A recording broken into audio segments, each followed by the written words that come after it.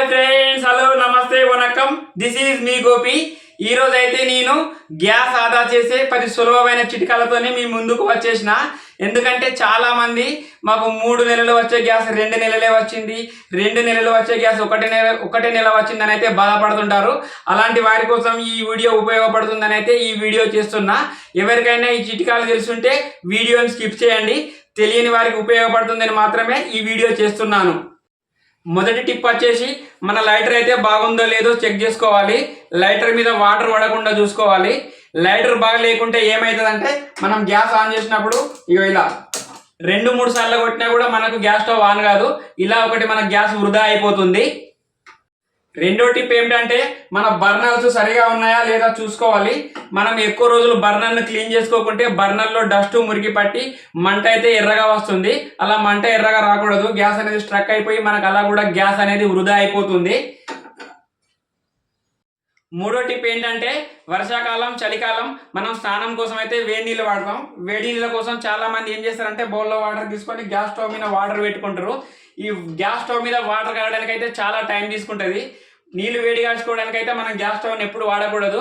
నీళ్ళ వేడి చేసుకోవడానికి అయితే మనం ఎప్పుడు వాటర్ హీటర్లనే వాడాలి. అట్లా మన గ్యాస్ ఏవైపోతుంది. గ్యాస్ స్టవ్ మీద వాటర్ కాగడానికి అయితే చాలా సమయం పడుతుంది. ఇదొకటి మనం దృష్టిలో ఉంచుకోవాలి. నాలుగో టిప్ ఏంటంటే, మనం వంట చేసేటప్పుడు వంట పాత్ర మీద మూత అనేది కంపల్సరీ ఉంచుకోవాలి. ఇలా మూత ఉంచుకోవడం వల్ల ఏంటంటే వంట మనకు త్వరగా అయిపోతుంది. దీని ద్వారా కూడా మనకు గ్యాస్ ఆదా అయిపోతుంది. ఐదో టిప్ ఏంటంటే, చాలా మంది వెజిటేబుల్స్ను ఫ్రిడ్జ్లోకి వెళ్ళి తీసిన వెంటనే కట్ చేసి వండుతారు. అలా వంట చేయకూడదు. వెజిటేబుల్స్ని ఫ్రిడ్జ్లో నుంచి తీసిన తర్వాత ఒక 20 నిమిషాలు రూమ్ టెంపరేచర్లో ఉంచి కట్ చేసుకొని వంట చేయాలి. ఇది ఆరోగ్యానికి మంచిది, ప్లస్ మన గ్యాస్ కూడా ఆదా అవుతుంది. ఏడో టిప్ ఏంటంటే, పప్పు దినుసులు కానీ గింజల లాంటివి కానీ ఉడకబెట్టే ముందు మనం ఒక 20 నిమిషాలు అయితే నానబెట్టుకొని ఉడికించుకోవాలి. అలాంటప్పుడు అవి తొందరగా ఉడుకుతాయి, మన గ్యాస్ కూడా ఆదా అవుతుంది. ఎనిమిదో టిప్ ఏంటంటే, చాలా మంది వంట చేసే ముందు వంట పాత్రను స్టవ్ మీద నుంచి గ్యాస్ వెలిగించి కూరగాయలు కోయడం కానీ, పచ్చిమిర్చి తరగడం కానీ, మసాలాలు దంచడం కానీ లాంటివి చేస్తుంటారు. అలా చేయడం వల్ల మనకు చాలాసేపు గ్యాస్ వృధా అయిపోతుంది.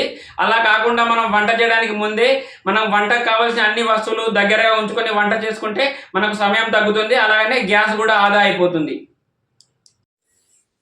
9వ టిప్ ఏమిటంటే, చాలా మంది వంట చేసే ముందు తొందరలో పాత్రలో నీరుండగానే గ్యాస్ స్టవ్ మీద పెట్టయితే గ్యాస్ ఆన్ చేస్తారు. అలా ఆ వాటర్ ఆవిరైపోవడానికి ఒక 2-3 నిమిషాలు గ్యాస్ వృధా అయిపోతుంది.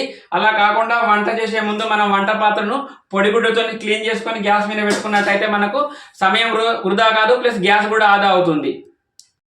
లాస్ట్ అండ్ ఫైనల్ 10వ టిప్ ఏంటంటే, చాలా మంది వంట తొందరగా అవ్వాలనే టెన్షన్తో వంటను హై ఫ్లేమ్లో పెట్టి అయితే చేస్తారు. హై ఫ్లేమ్లో వంట ఎప్పుడు చేయకూడదు. హై ఫ్లేమ్లో చేసిన వంట కంటే మీడియం ఫ్లేమ్లో చేసిన వంటనే చాలా రుచిగా ఉంటుంది. మనకు గ్యాస్ కూడా ఆదా అవుతుంది. ఓకే ఫ్రెండ్స్, ఈ టిప్స్ అయితే మీకు బాగా నచ్చాయని అనుకుంటున్నాను. ఇలాంటి మరిన్ని వీడియోస్ కోసం మా ఛానల్ని లైక్ చేయండి, సబ్స్క్రైబ్ చేయండి, కామెంట్ చేయండి. మీ గోపి ఫ్రెండ్స్, బాయ్.